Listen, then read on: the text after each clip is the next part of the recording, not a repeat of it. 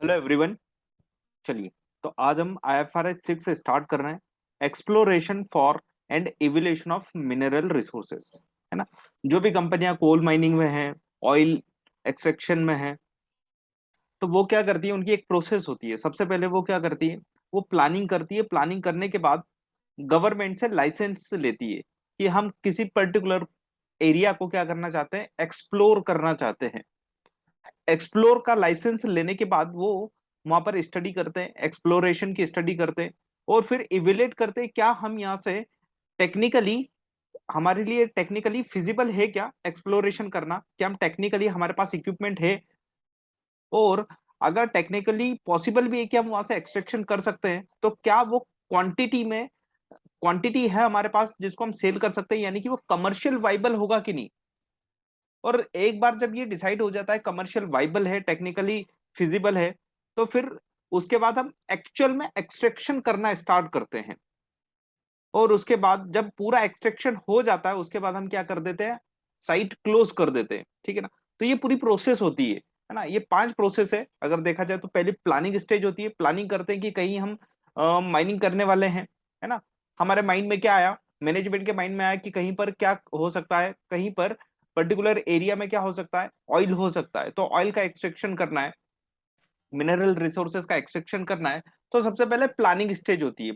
Management planning करने के बाद क्या करता है, गवर्नमेंट के साथ में गवर्नमेंट से परमिशन लेता है। विदाउट परमिशन हम किसी भी प्लेस पर एक्सट्रैक्शन नहीं कर सकते, हम वहां पर स्टडी भी नहीं कर सकते, सर्च भी नहीं कर सकते। तो हम क्या लेते हैं, गवर्नमेंट से लाइसेंस लेते हैं। वो लाइसेंस लेने के बाद हम क्या करते हैं, एक्सप्लोरेशन करना चालू करते हैं। मतलब हम लाइसेंस किस चीज का ले रहे, हम लाइसेंस ले रहे एक्सप्लोरेशन करने का। जब हमारे पास एक बार लाइसेंस आ जाता है एक्सप्लोरेशन करने का, तो हम किसी पर्टिकुलर प्लेस पर क्या कर सकते हैं, एक्सप्लोर कर सकते हैं उस चीज को। उस प्लेस को क्या कर सकते हैं, एक्सप्लोर कर सकते हैं कि उस प्लेस पर ऑयल है, कोल है, या फिर गोल्ड है या नहीं है ना। स्टडी कर रहे हैं, यानी कि सर्च कर रहे हैं। जब हमें ऐसा लगता है कि वहां पर कुछ है, तो क्या हम वहां से एक्सट्रैक्ट कर पाएंगे या नहीं कर पाएंगे, तो हम उसके लिए इवेल्युएशन करते हैं। अगर इस स्टैंडर्ड के नेम को हम समझे, पहले सबसे पहले समझे तो क्या नाम है, एक्सप्लोरेशन फॉर एंड इवेल्युएशन। तो दो चीजें हैं यहां पर, एक तो एक्सप्लोरेशन और एक है इवेल्युएशन। ठीक। तो जब हम टेक्निकली और कमर्शियली वाइबल हो जाते हैं कि हाँ हम वहां से क्या कर सकते हैं, टेक्निकली हमारे पास इक्विपमेंट है, वहां से कोल निकालने के लिए, वहां से गोल्ड निकालने के लिए, ऑयल निकालने के लिए हमारे पास क्या है, टेक्निकल चीजें हैं। दूसरी चीज, क्या हम कमर्शियल क्वांटिटी में उसको एक्सट्रैक्ट कर पाएंगे, है ना, क्या हम उसको कमर्शियली सेल कर पाएंगे, यानी कि कॉस्ट बेनिफिट एनालिसिस कर लेते हैं। उसके बाद फिर हम एक्चुअल एक्सट्रैक्शन करते हैं। तो जो टर्मिनोलॉजी आ रही है, क्या आ रही है, एक आ रही है एक्सप्लोरेशन, एक टर्मिनोलॉजी आएगी आपके सामने एक्सट्रैक्शन। एक्सट्रैक्शन मतलब निकालना। उसके बाद फिर क्या होता है, जब सारा एक्सट्रैक्शन हो जाता है, उसके बाद हम उस माइन को क्लोज कर देते हैं ना, उस साइट को हम क्या कर देते हैं, क्लोज ऑफ करते हैं। तो ये पूरी क्या होती है, प्रोसेस होती है माइनिंग इंडस्ट्री में। तो प्रॉब्लम क्या आ रही है यहाँ पर, IFRS 6 आया क्यों, है ना। IFRS 6 क्यों आया, क्योंकि यहाँ पर भी तो क्या हो रहा है, नॉर्मल एक्सपेंडिचर हो रहे हैं, उस एक्सपेंडिचर का ट्रीटमेंट क्या किया जाए। तो इस इंडस्ट्री में काम करने वाले लोगों का कहना यह था कि हमारा हैवी एक्सपेंडिचर होता है इनिशियली, हमारा एक्सप्लोरेशन और इवोल्यूशन में बहुत हैवी एक्सपेंडिचर होता है, और तब हमारे रेवेन्यू नहीं आते, हमारा सिर्फ एक्सपेंसेस एक्सपेंसेस होता है। तो उस एक्सपेंसेस को हमको कैपिटलाइज करने दिया जाए। तो IFRS 6 हमें गाइडेंस करेगा कि हम किन एक्सपेंडिचर को क्या करेंगे, कैपिटलाइज करने वाले हैं, और किन को हम P&L में डालेंगे। ठीक। तो इसके रीजन को समझते हैं सबसे पहले। वैसे मैंने आपको बता दिया, यहाँ पर एक बार स्टडी कर लेते हैं इसकी भी। IFRS 6 was introduce as an interim standard intended to be short-term solution to the problem of the accounting in this area. IFRS 6 was implemented for accounting period beginning on our 1st January 2006, and there are currently no plans to develop or replace the current standard. Therefore, whether it can still be considered as a interim is a questionable. देखो क्या हुआ था, interim standard मतलब अब ये final standard नहीं था जब ये लॉन्च किया था 2006 में। जब ये स्टैंडर्ड आया था, है ना, इंडस्ट्री की प्रॉब्लम को समझा गया, और उस प्रॉब्लम के अकॉर्डिंग फिर ये स्टैंडर्ड बनाया गया है। तब लॉन्च किया था, तब उन्होंने बोला था ये इंटरिम स्टैंडर्ड है, मतलब ये फाइनल स्टैंडर्ड नहीं है, मतलब इसमें अभी और चेंजेस आएंगे। लेकिन 2006 के बाद से आज तक कोई चेंजेस नहीं आया। तो अभी ये हम ये नहीं बोल सकते कि एंट्री में हम इसको फाइनल भी मान सकते हैं। तो अभी हमें इसमें जाना नहीं है कि ये एंट्री में फाइनल है, हमें तो देखना है ये हमें क्या सजेस्ट कर रहा है। Therefore, whether before IFRS standard, accounting practice varied greatly between the national standard settlers. So it was important that with more and more entities switching to the IFRS standard, there was at least some IFRS guidance in this area, since it had to be especially excluded from the IS 16 property, plant and equipment and IS 38 intangible assets. The International Accounting Standard Board developed and issued the IFRS 6. देखो क्या होता था पहले जब ये standard नहीं था, तो कुछ लोग इसको कैपिटलाइज करते थे, मतलब कि एक्सपेंसेस को कैपिटलाइज करना है ना, वो अपनी इच्छा के अकॉर्डिंग। क्यों? क्योंकि इस पे कोई स्टैंडर्ड नहीं था, इस पे कोई गाइडेंस नहीं था, इसके लिए कोई स्पेशल स्टैंडर्ड नहीं बना था एक्सप्लोरेशन के लिए, एक्सप्लोरेशन एंड इवोल्यूशन के लिए कोई स्टैंडर्ड नहीं था। तो क्या करते थे लोग, कुछ लोग कैपिटलाइज करते थे एक्सपेंडिचर को, कुछ लोग पीएनएल में डालते थे। तो इससे क्या होता था, मैचिंग नहीं कर पाते थे दो एंटाइटी की बैलेंस शीट को, है ना, क्योंकि एक कॉमन प्लेटफॉर्म हो तो हम मैचिंग कर पाएंगे। इसलिए ये स्टैंडर्ड की जरूरत पड़ी और ये स्टैंडर्ड आया। और अब ये हमें क्या गाइडेंस करने वाला है आगे देखते हैं।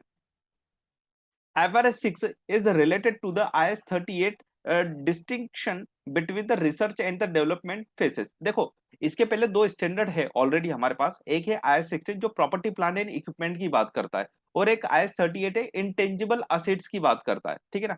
तो यहाँ पर इवेल्यूशन और एक्सप्लोरेशन में जो एक्सपेंडिचर हो रहे हैं, क्या हम उनको इंटेंजिबल एज ए इंटेंजिबल यानी कि IS 38 लगा के ट्रीट करें, या फिर हम उसको as a tangible property plant and equipment की तरह ट्रीट करें। तो ये कंफ्यूजन थे, तो उनको हटा दिया, यानी कि जहां पर IFRS 6 लगेगा वहां पर ये दोनों स्टैंडर्ड लगे नहीं लगने वाले। The problem is that the exploration for and evaluation of mineral resources is not quite research and not quite development.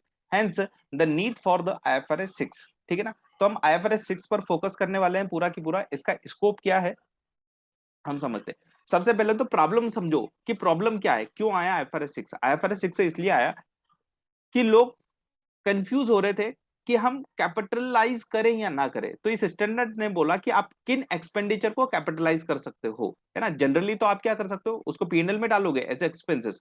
लेकिन इस इंडस्ट्री में क्या होता है, जब एक्सप्लोरेशन होता है, एक्सप्लोरेशन का मतलब होता है एक्सप्लोर करना, सर्च करना, स्टडी करना, कि हम सर्च कर रहे हैं कि कहीं पर गोल्ड हो सकता है या नहीं, ऑयल हो सकता है या नहीं, कोल हो सकता है या नहीं, ये क्या कर रहे हैं, सर्च कर रहे हैं। तो यहाँ पर बहुत हैवी एक्सपेंडिचर होता है। क्यों? क्योंकि यहाँ पर रेवेन्यू नहीं आ रही है, ऑर्गेनाइजेशन कुछ सेल नहीं कर रहा है, यहाँ पर सिर्फ एक्सपेंडिचर कर रहा है। तो उसके वजह से क्या होगा, यहाँ पर इनके प्रॉफिट एंड लॉस अकाउंट को देखोगे तो इनके प्रॉफिट एंड लॉस अकाउंट में लॉस लॉस दिखेगा इनिशियली। तो ये इंडस्ट्री चाहती है कि हमारी बुक्स में ज्यादा लॉस ना दिखे, हम एक्सपेंसेस को डिफर्ड करना चाहते हैं, आज बुक नहीं करना चाहते, हम फ्यूचर में करेंगे। यानी कि उसको क्या कर दिया जाए, उसको कैपिटलाइज कर दिया जाए और एज अ डेप्रिसिएशन या फिर एज अ अमोर्टाइज हम क्या करते रहे, थोड़ा थोड़ा हम प्रॉफिट एंड लॉस अकाउंट में लाए। ठीक है, तो ये चीज को ध्यान में रखते हुए हम ये स्टैंडर्ड को आगे बढ़ने वाले हैं।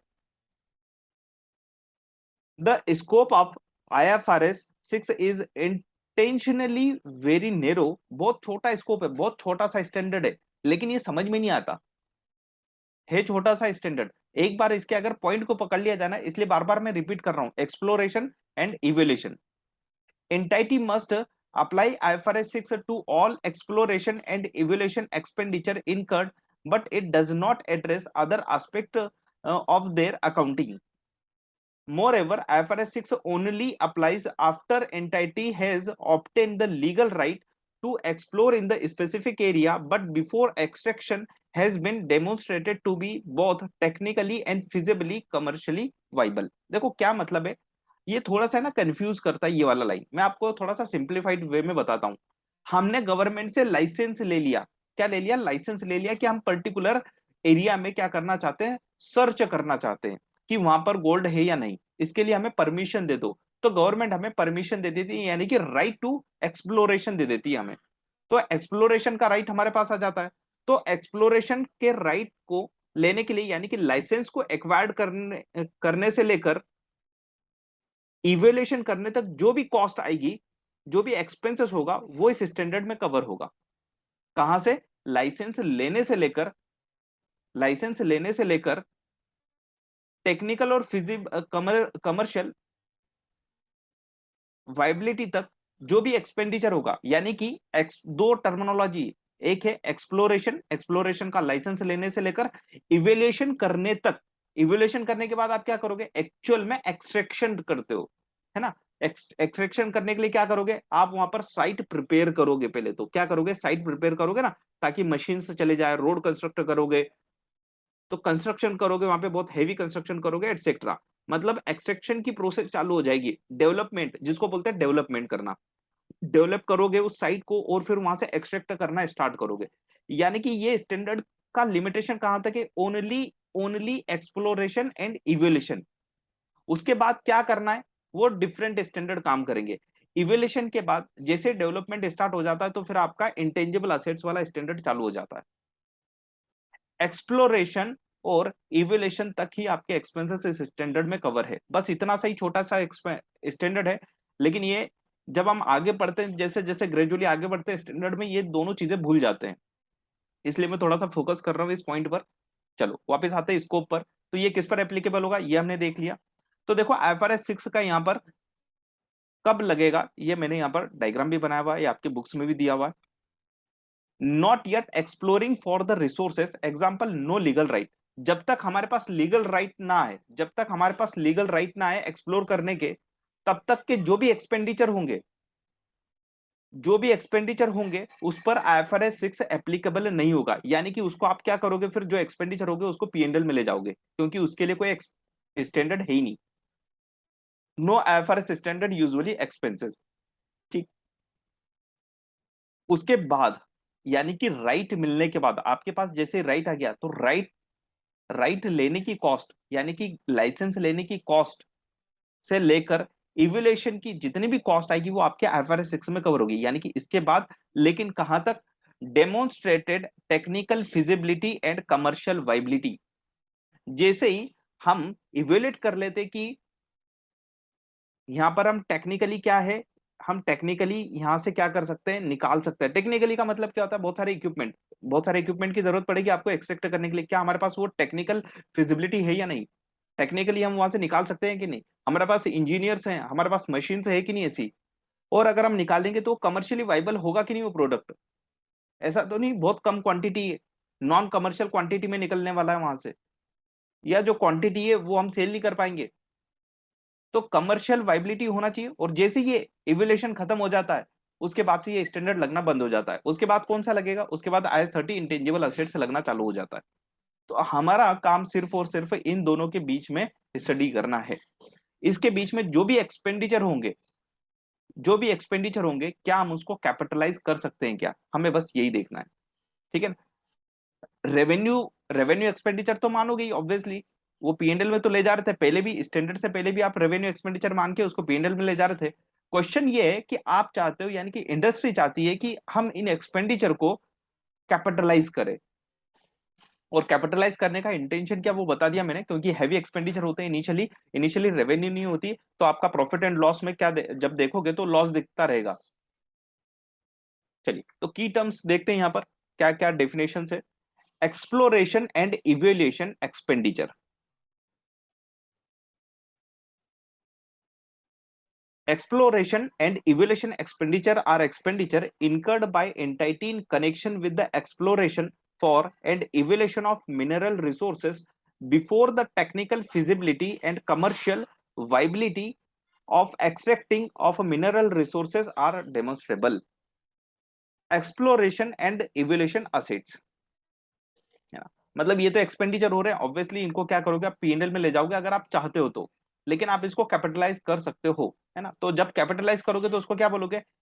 इवे एक्सप्लोरेशन एंड इवेल्युएशन असेट्स। क्या नाम दोगे उसको? इस असेट्स का नाम क्या है? जो भी एक्सपेंडिचर आप कर रहे हो, इनकर्ड कर रहे हो, उसको आप नाम दोगे एक्सप्लोरेशन एंड इवेल्युएशन असेट्स।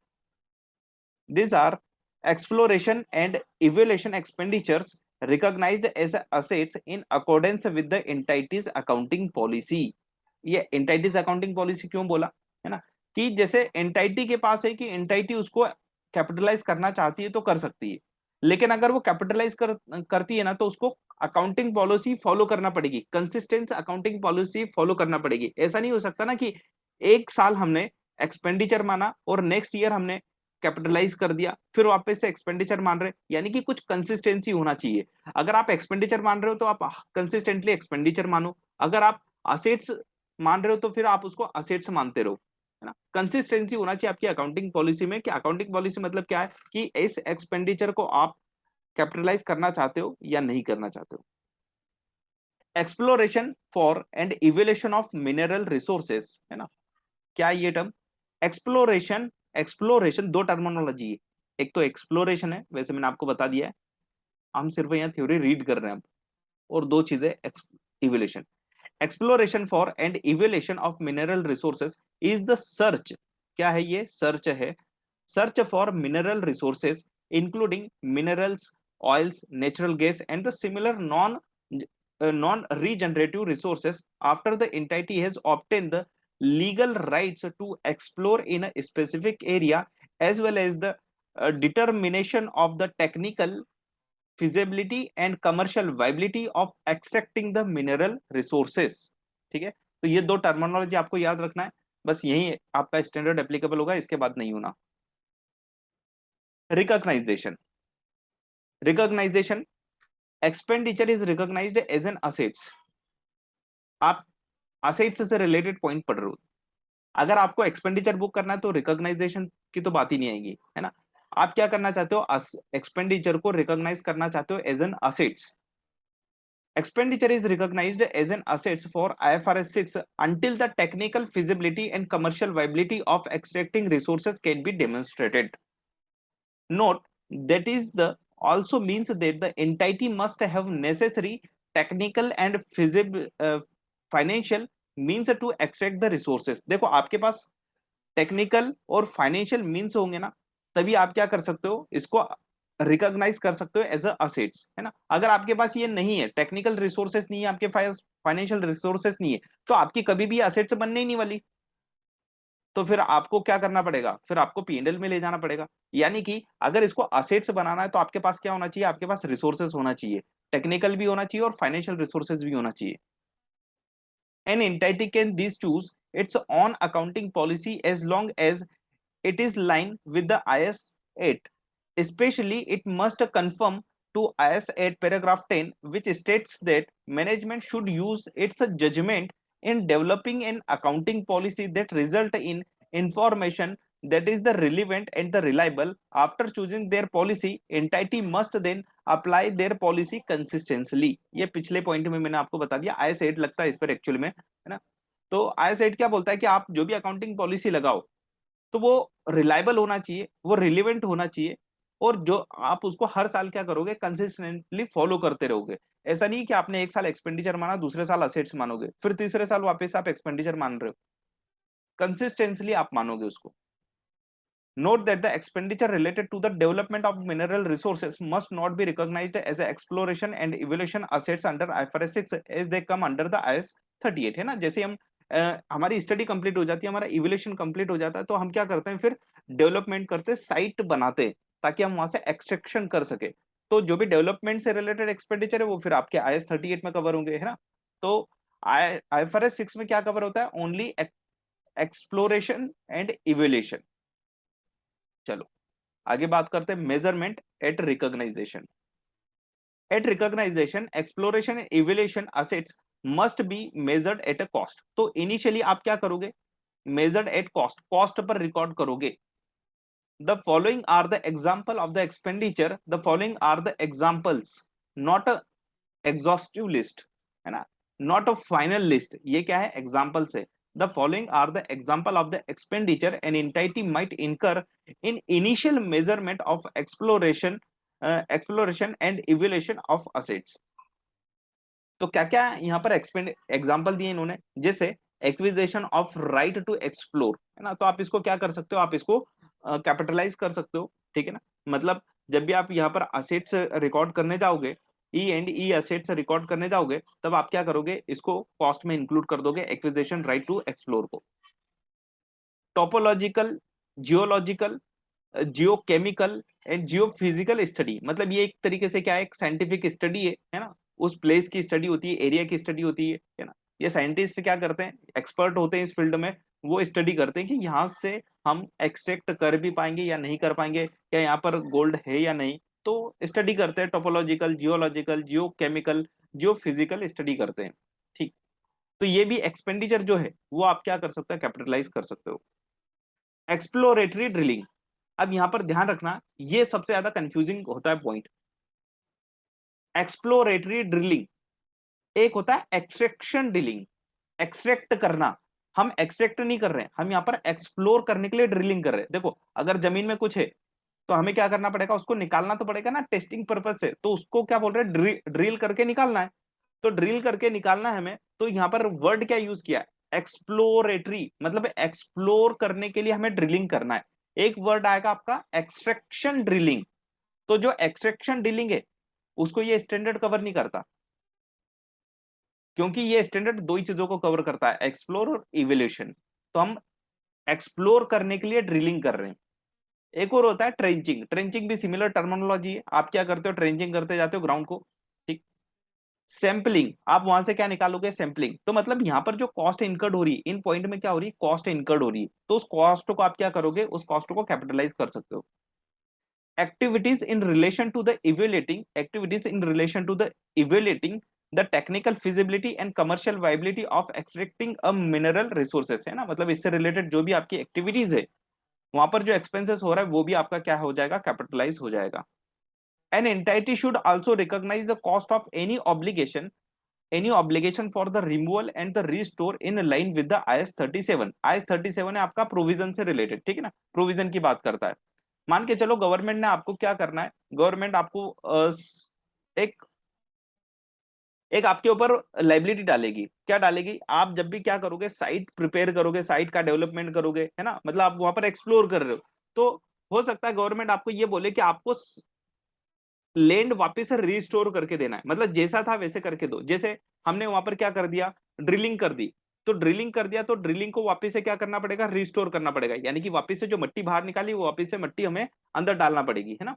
मतलब उसको जैसी प्लेस था वैसे, मतलब जैसा लैंड था उसको वैसे ही वापस से करके देना पड़ेगा, तो उसको बोलते हैं रिस्टोरेशन कॉस्ट। या आपने जो स्ट्रक्चर लगाया था उसको वहां से रिमूव करना और वापस से लैंड को क्या करना है, रिस्टोर करना, तो वहां पर कुछ कॉस्ट आएगी आपकी फ्यूचर में, यानी कि आपके ऊपर कोई ऑब्लिगेशन आने वाला है फ्यूचर में, तो आप उसके लिए क्या बनाते हो, प्रोविजन क्रिएट कर लेते हो। प्रोविजन क्यों बोलते हैं यहाँ पर, क्योंकि आपको लाइबिलिटी का अमाउंट फिक्स नहीं होता ना, कि कितना आपका अमाउंट लग सकता है। लाइबिलिटी सर्टन नहीं है, लाइबिलिटी सर्टन है लेकिन उसका अमाउंट सर्टन नहीं है, तो उसको बोलते हैं प्रोविजन। तो प्रोविजन कितना होगा, तो हमने क्या एक एस्टिमेशन लगाना है कि कितना लाइबिलिटी आ सकता है, उसका हमें क्या बनाना है, प्रोविजन बना के चलना है। ठीक, तो ये आपका मेजरमेंट वाला पॉइंट हो गया। ध्यान रखना एग्जाम्पल आ रहा है आगे, इन चीजों को ध्यान रखना, ये एग्जाम्पल्स है, ये कंप्लीट लिस्ट नहीं है। ये क्या दिए हैं, स्टैंडर्ड ने एग्जाम्पल दिए, आपको तो दो वर्ड याद रखना है, एक्सप्लोर एंड इवेल्यूशन। बस यहां तक के जो एक्सपेंडिचर है वही आपके इस IFRS 6 में कवर है, बाकी एक्सपेंडिचर कवर नहीं है। चलिए आपके सामने क्वेश्चन है, आप ट्राई करो एक बार, हम इसको फिर करेंगे। सबसे पहले आप इसको रीड करो, चलो मैं एक बार रीड करवा देता हूं, फिर आप इसको ट्राई करो। Gold Diggers Company is a mining company currently exploring and evaluating the possibilities for extracting gold from the desert of South Australia. It has incurred the following cost in the year ended 2001. Legal expenses relating to the acquisition of right to explore the land, $15,000। यहां पर हम क्या ले रहे हैं, legal expenses कर रहे हैं relating to the acquisition of right to explore the land. कितना एक्सपेंडिचर है, 15,000। Legal expenses relating to the acquisition of land in which exploration is to take place, 12,000। दोनों में डिफरेंस है, जब भी आप क्वेश्चन वापस से पढ़ोगे, सेल्फ करोगे, तो आप ध्यान से देखना, ये दोनों लीगल एक्सपेंसेस यहाँ पर भी हो रहे हैं, यहाँ पर भी हो रहे हैं, लेकिन दोनों में डिफरेंस है। ठीक है, क्या डिफरेंस है हम आगे देखेंगे। एक्सप्लोरेटरी ड्रिलिंग, फोर्थ है general administrative overhead allocated to the exploration of land in South Australia. ठीक है। Cost of extracting the gold, which of the above cost may be capitalised as exploration and evolution assets in accordance with the IFRS 6। ठीक है, तो मैं इसको point दे देता हूँ। ये आपका पॉइंट नंबर 1 है, ये पॉइंट नंबर 2 है, ये पॉइंट नंबर 3 है, ये पॉइंट नंबर 4 है, और ये पॉइंट नंबर 5 है। 5 पॉइंट है, आपको बताना है इसमें से कौन कौन से कॉस्ट को हम कैपिटलाइज कर सकते हैं। 5 पॉइंट है, 5 पॉइंट्स में आपको नंबर बताना है किसको आप कैपिटलाइज कर सकते हो, 1 को, 2 को, 3 को, 4 को, 5 को, है ना। आप एक बार वापस अच्छे से क्वेश्चन पढ़ो ताकि आपको समझ में आएगा कि आपको यहाँ पर अंडरस्टैंड हो रहा है या नहीं ये standard.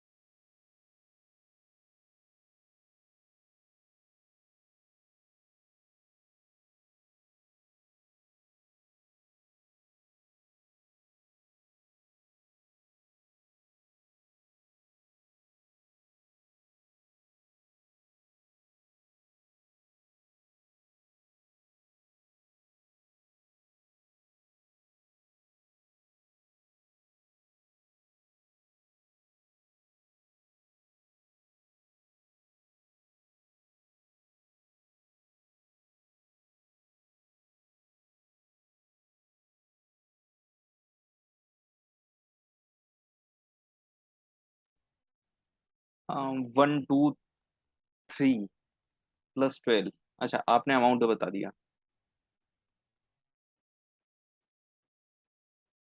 Capitalise 1 2 3 4, not capitalize 5। Okay, तो चंदन आपने बताया है 5 नंबर को हमें कैपिटलाइज नहीं करना है, बाकी सबको कैपिटलाइज करना है। एक आंसर आया जिनका आंसर है इन दो को कैपिटलाइज करना है। चलिए देखते हैं। Except point 2, all point expenses are capitalised. Okay, point number 2 को छोड़ के सारे कैपिटलाइज करने वाले हैं। आपने अमाउंट भी बता दिया कि कितना करना है। देखो, वापस से मैं बता देता हूं आपको इस स्टैंडर्ड में क्या समझना है।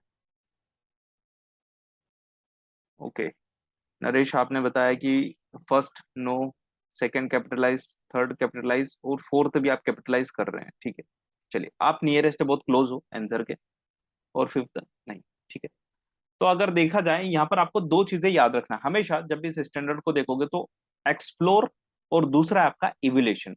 ठीक है, अब एक्सप्लोर करने का राइट, यानी कि लाइसेंस लेने से लेकर, एक्सप्लोरेशन का लाइसेंस लेने से लेकर इवोल्यूशन तक जितना भी एक्सपेंडिचर है आप उसको क्या कर सकते हो, आप उसको कैपिटलाइज कर सकते हो। ठीक है ना। चलो अब हम देखते हैं जरा कि कौन कौन सा legal expenses relating to the acquisition of right to explore land, $15,000। Second point क्या है, सिमिलर पॉइंट है, legal expenses relating to the acquisition of land in which, legal expenses relating to the acquisition of land in which exploration is to be taken place। Second point में क्या बोल रहा है, आप क्या ले रहे हो, ये आपकी बुक में पॉइंट नंबर 1 है, ध्यान रखना।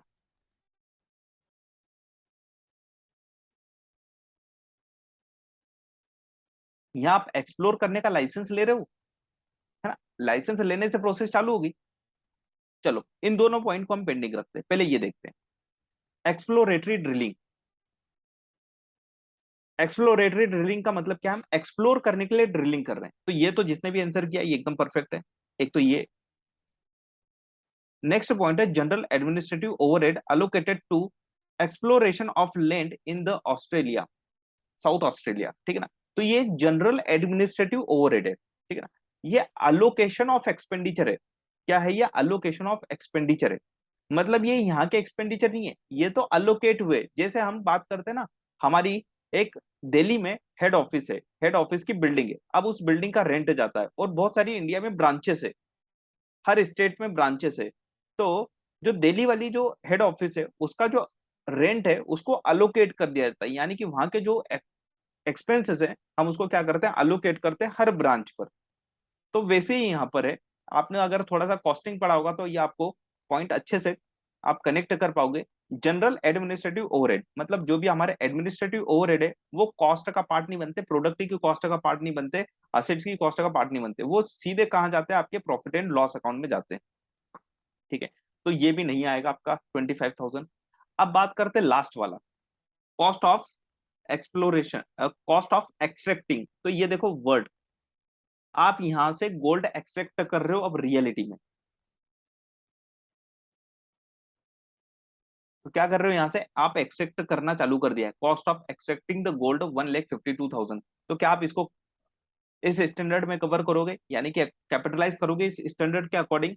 आईएफआरएस 6 एप्लीकेबल ही नहीं होगा इस पे। क्यों? क्योंकि आईएफआरएस 6 ओनली इवोल्यूशन तक ही एप्लीकेबल होता है, उसके बाद ये एप्लीकेबिलिटी खत्म हो जाती है इसकी। चलो, तो ये भी नहीं, ये भी हमारा आंसर नहीं है फिर। चलो फिर राइट आंसर क्या है वो देख लेते हैं। आपका राइट आंसर है यहाँ पर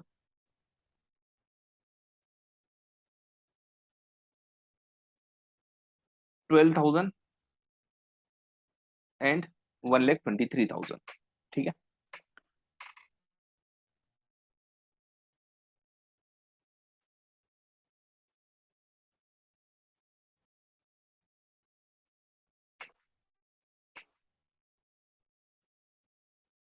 अब इन्होंने बहुत अच्छा सॉल्यूशन दिया हुआ हमें, ये भी बताया इन्होंने कि कौन कौन सा स्टैंडर्ड इस पर एप्लीकेबल होगा और कौन सा नहीं होगा।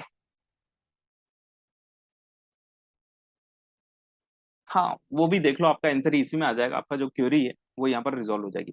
The following cost can be capitalised in accordance with the IFRS 6, legal expenses relating to the acquisition of right to explore the land. ठीक है, यहाँ हम क्या कर रहे हैं, एक्विजिशन ऑफ राइट कर रहे हैं, एक्सप्लोर द लैंड, ठीक, 12,000। एक्सप्लोरेटरी ड्रिलिंग, ठीक है, तो ये दोनों आपकी क्या हो जाएगी, कैपिटलाइज हो सकती है। The following cost can not B, the following cost can not be capitalised, general administrative overhead और आपका cost of extracting the gold. ठीक है, 1,52,000, ये यहाँ पर नहीं होंगे।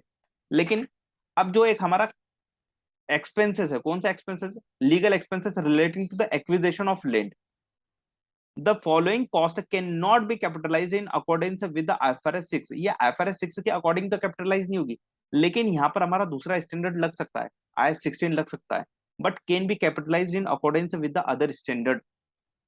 जब आप लैंड एक्वायर्ड करते हो उससे रिलेटेड जो भी एक्सपेंसेस होते हैं तो आप उसको क्या करते हो, कैपिटलाइज कर देते हो, है ना। तो आईएफआरएस 6 उस पर एप्लीकेबल नहीं होगा, लेकिन हाँ उस पर कौन सा एप्लीकेबल हो जाएगा, आईएस 16 एप्लीकेबल हो जाएगा। Legal expenses relating to the acquisition of land in which exploration is to be taken place, that is the 15,000, note 3। ठीक है, तो वहां पर आईएफआरएस 6 एप्लीकेबल नहीं होगा, लेकिन आपका कौन सा हो जाएगा, IS IS 16 property plan and equipment applicable हो जाएगा। नोट पढ़ लेते हैं, यहाँ पर नोट भी दे रखा है, जनरल एडमिनिस्ट्रेटिव का तो मैंने आपको बता दिया। द कॉस्ट, सेकंड नोट है, सेकंड नोट किससे रिलेटेड है, ये आपका कॉस्ट ऑफ एक्सट्रैक्टिंग गोल्ड। चलो ये भी मैंने बता दिया कि एक्सट्रैक्ट जो भी करेंगे वो तो एप्लीकेबल ही नहीं होना है।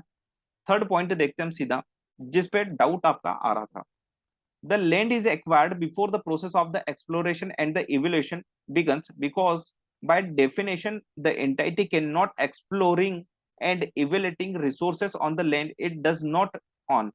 The legal expenses relating to the acquisition are therefore not accounted for in line with the IFRS 6 but are the instead capitalized as a part of the carrying amount of the land in accordance with the IS 16, है ना। IS 16 क्या है, property plan and equipment, तो आप land की cost में legal expenses add करके उसको कैपिटलाइज कर दोगे।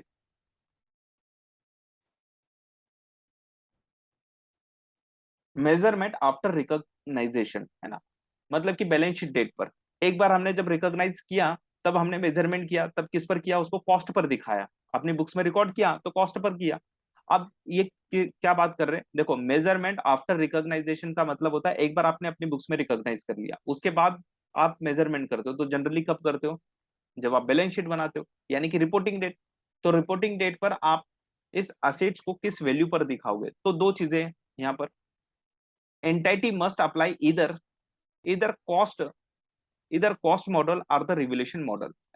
आई 16 में भी पढ़ा हुआ ये, आप कॉस्ट मॉडल फॉलो कर लो या फिर रिवैल्यूएशन मॉडल फॉलो करो, यानी कि आप अपनी एसेट्स को कॉस्ट पर भी दिखा सकते हो या फिर आप रिवैल्यूएशन मॉडल पर भी दिखा सकते हो, यानी कि रीवैल्यूड अमाउंट पर आप उसको दिखा सकते हो। Classification and reclassification, exploration and evaluation assets exploration and evaluation assets are classified as a tangible or intangible। ये क्या हो सकती है आपकी, टेंजिबल असेट्स भी हो सकती है और इंटेंजिबल भी असेट हो सकती है। जैसे आपने राइट लिया, लाइसेंस लिया गवर्नमेंट से, तो ये गवर्नमेंट से जो लाइसेंस ले रहे हो आप उसको कैपिटलाइज कर रहे हो, तो वो कौन सी असेट्स है, वो आपकी इंटेंजिबल असेट्स है। आपने ड्रिलिंग करने के लिए, एक्सप्लोरेशन ड्रिलिंग करने के लिए आपने क्या करा, आपने मशीन ली, तो मशीन कैसी आपके टेंजिबल असेट्स की कैटेगरी में आ जाएगी। मतलब जो जो टेंजिबल असेट्स है आप उसको टेंजिबल असेट्स की तरह दिखाओगे, जो इंटेंजिबल है इंटेंजिबल की तरह दिखाओगे ना, मतलब उसके नेचर के अकॉर्डिंग उसका क्लासिफिकेशन होगा। Exploration and evaluation assets are classified as a tangible or intangible according to the nature of the assets acquired. For example, drilling rights, drilling rights would be intangible. Vehicle or the drilling rigs would be the tangible. The classification must be applied consistently, है ना। जब भी आप classification applied करोगे तो उसको consistently applied करना पड़ेगा। ऐसा नहीं है कि आप एक बार किसी चीज को इंटेंजिबल दिखाओगे दूसरी बार उस सेम चीज को टेंजिबल दिखाओगे, है ना। They should no longer be classified as exploration and evaluation assets when the technical feasibility and commercial viability of extracting a mineral resources are demonstrable. Any impairment on the assets must be recognized before the reclassification. देखो क्या होता है impairment का, मतलब क्या होता है, वैसे हम स्टैंडर्ड आगे पढ़ेंगे, लेकिन मैं इसका थोड़ा सा पॉइंट बता देता हूँ आगे। इम्पेयरमेंट से रिलेटेड पॉइंट भी है। इम्पेयरमेंट का मतलब क्या होता है, सबसे पहले तो वो समझो।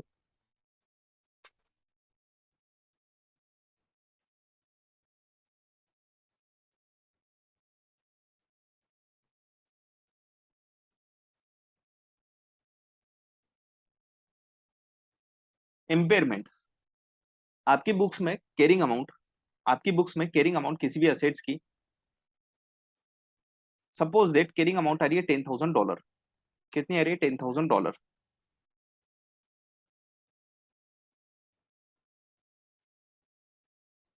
रिकवरेबल अमाउंट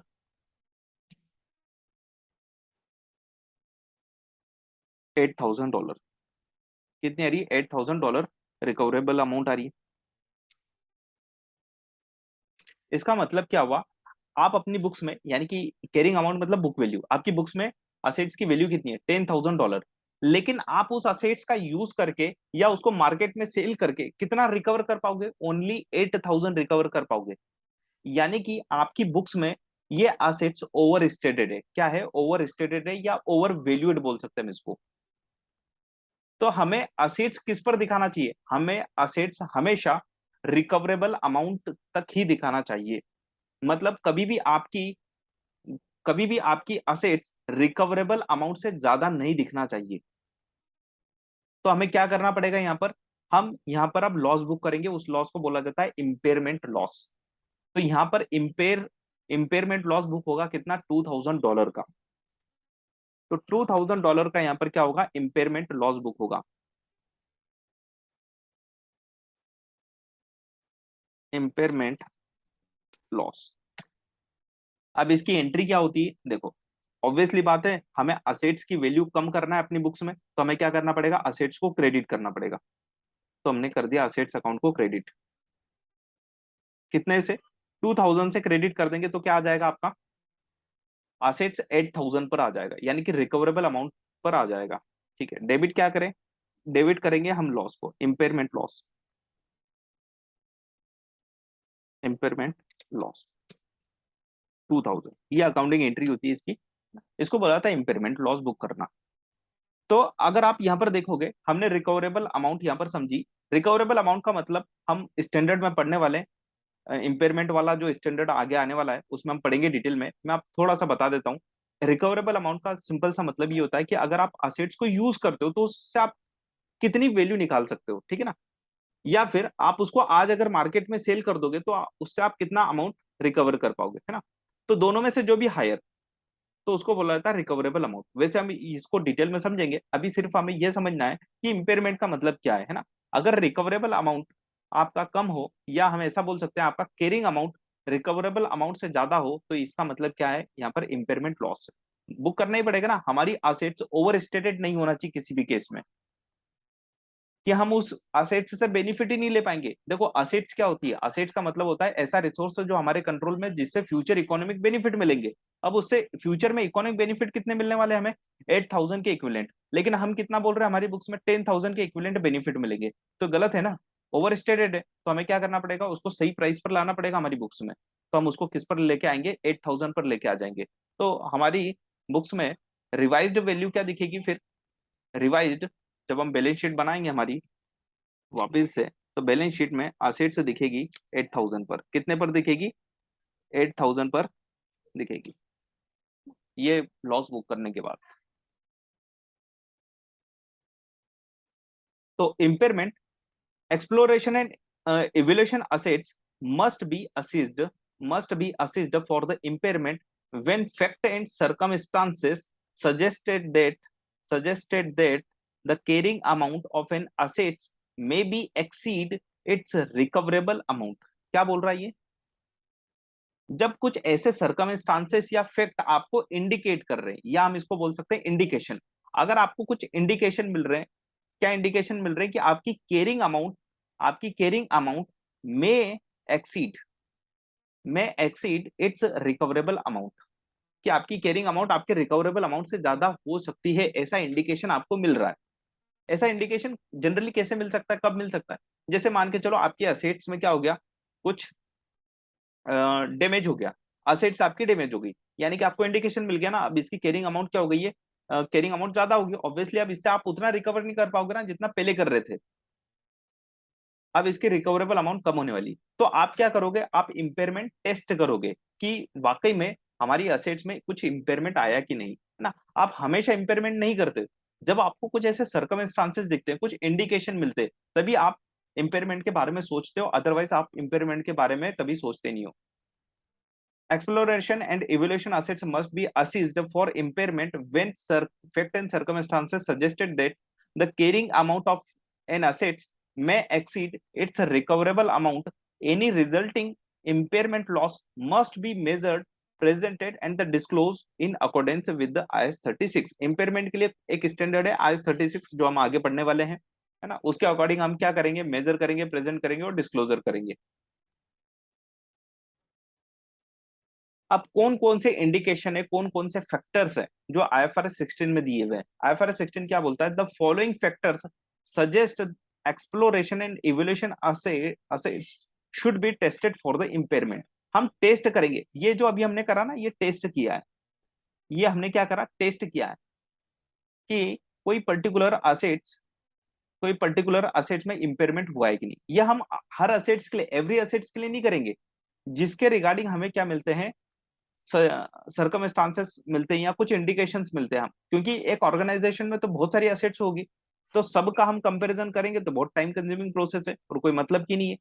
तो हम सिर्फ किसकी करते हैं, जिसके रिगार्डिंग हमें कुछ इंडिकेशन मिलते हैं, है ना। मतलब ये एक तरीके से मैनेजमेंट के जजमेंट पे डिपेंडेंट है पूरा, कि इंपेयरमेंट करना है या नहीं करना है। मैनेजमेंट को लगता है कुछ इंडिकेशन नहीं है तो वो इंपेयरमेंट करेगा ही नहीं। The following factors suggest exploration and evaluation assets should be tested for the impairment, है ना। तो ये कुछ सजेशन है कि इस टाइप के फैक्टर्स या इंडिकेटर्स अगर दिखते हैं तो इम्पेयरमेंट टेस्ट करना चाहिए। The period for which the entity has exploration right has expired or is the due to expired in the near future and is not expected to be reviewed, है ना, कि हमारा जो एक्सप्लोरेशन का जो period था वो एंड होने वाला है या हो गया है, और अब हम उसको रिव्यू नहीं करने वाले, मतलब कि हम इसकी टाइम लिमिट और नहीं बढ़ाने वाले। तो ये क्या है कि आपको इंडिकेट कर रहा है कि अब आप एक बार चेक कर लो कि आपकी एसेट्स इंपेयरमेंट तो नहीं हो गई, मतलब कि वो ओवर स्टेटेड तो नहीं है। Substantive expenditure on the further exploration in the specific area is not budgeted or planned, है ना। अब मान के चलो कि आप जो एक्सप्लोरेशन कर रहे थे, अब उसमें बहुत सारा एक्सपेंडिचर लगने वाला है आगे, और वो आपने बजट नहीं करा था, ना ही आपने प्लान करा था, मतलब वो बजट से बाहर हो रहा है, क्योंकि बजट में ही नहीं था तो बजट से बाहर हो रहा है। तो यहाँ पर भी अब आपका क्या इंडिकेशन मिल रहा है कि आप चेक कर लो एक बार कि आपकी एसेट्स इंपेयरमेंट तो नहीं है।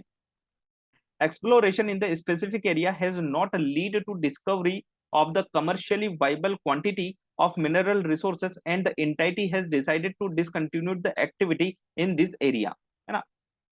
कमर्शियल वाइबल क्वांटिटी नहीं है, क्या नहीं है, क्वांटिटी, ज्यादा क्वांटिटी नहीं मिल रही, तो ज्यादा क्वांटिटी नहीं मिल रही है तो मैनेजमेंट ने क्या डिसाइड किया, डिसकंटिन्यूट कर देते हैं इस एरिया में एक्टिविटी को। तो ये भी एक इंडिकेशन है, आप एक बार चेक कर लो, इंपेयरमेंट तो नहीं हुआ आपकी एसेट्स में। सफिशिएंट डाटा, देखो ये इंडिकेशन का मतलब ये नहीं कि आपका 100% आपका इंपेयरमेंट होगा ही होगा, टेस्ट कर लो, हो सकता है ये इंडिकेशन होने के बावजूद भी आपका रिकवरेबल अमाउंट ज्यादा हो, फॉर एग्जाम्पल 11,000 हो, तो फिर इंपेयरमेंट करने की जरूरत ही नहीं है ना। तो ये क्या बोलते हैं, ये इंडिकेशन बोलते हैं, आप एक बार चेक कर लो, कंपेरिजन कर लो, चेक कर लो मतलब कंपेरिजन कर लो कैरिंग अमाउंट और रिकवरेबल अमाउंट को। Sufficient data indicate that whilst a development in the specific area may proceed, the carrying value of the exploration and the evaluation assets is unlikely to be recovered from the successful development and the sales। मतलब हम यहाँ से cover नहीं कर पाएंगे, ये एक तरीके से कमर्शियली वाइबल नहीं है। हम सेल भी कर दें, डेवलप भी कर दें, तो भी हम क्या, हम कॉस्ट बेनिफिट एनालिसिस कर रहे हैं एक्चुअली में, तो हम प्रॉफिटेबल कंडीशन में नहीं आएंगे। तो क्या बोल रहा है ये, sufficient data indicate that whilst development in the specific area में proceed, the carrying value of the exploration, the carrying value of exploration and evaluation assets, या हम सिंपल बोले carrying value of assets is unlikely to be the recovered from the successful development and the sales. भले ही हमारी development या cell successful हो जाए, फिर भी हम रिकवर नहीं कर पाएंगे केयरिंग अमाउंट को, तो फिर इम्पेयरमेंट का इंडिकेशन मिल रहा है ना हमें। For the impairment purpose, each cash generating units are the group of units to which an exploration and evaluation assets is allocated must not be larger than segment as a determination of IFRS at operating segment। देखो ये point भी हम वहां पर consider करने वाले हैं IFRS impairment के आईएफआरएस में।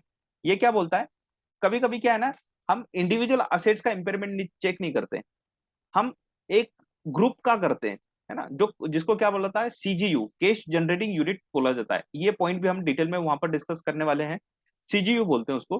तो आपका सीजीयू कभी भी ऑपरेटिंग सेगमेंट से बड़ा नहीं होना चाहिए, कि आपका कोई एक ऑपरेटिंग सेगमेंट है उससे कभी भी आपका ग्रुप ऑफ असेट्स बड़ा नहीं हो सकता ना। चलो, तो यहाँ पर ये स्टैंडर्ड आई थिंक यहाँ पर एंड होने वाला है, हाँ। तो ये इसका लास्ट पॉइंट था, इम्पेयरमेंट, ठीक है। तो ये स्टैंडर्ड हमारे यहाँ पर कंप्लीट हुआ, बहुत छोटा सा स्टैंडर्ड है, वापस मैं इसके हाइलाइट्स बता देता हूँ आपको। दो ही चीजें याद रखना है, केवल दो चीजें, exploration and evaluation, that's it, उस पर ये स्टैंडर्ड है। तो बहुत छोटी सी चीज के लिए स्टैंडर्ड आया है, लेकिन एक्सट्रैक्शन और उसमें कंफ्यूजन होता था लोगों को, तो ये कंफ्यूजन यहाँ पर दूर हो जाएगा। इस स्टैंडर्ड को आप एक बार ठीक से पढ़ लोगे तो ये आपके हैंड में आ जाएगा, ये पूरा स्टैंडर्ड, ठीक है। चलिए, तो यहाँ पर ये कंप्लीट हुआ हमारा स्टैंडर्ड।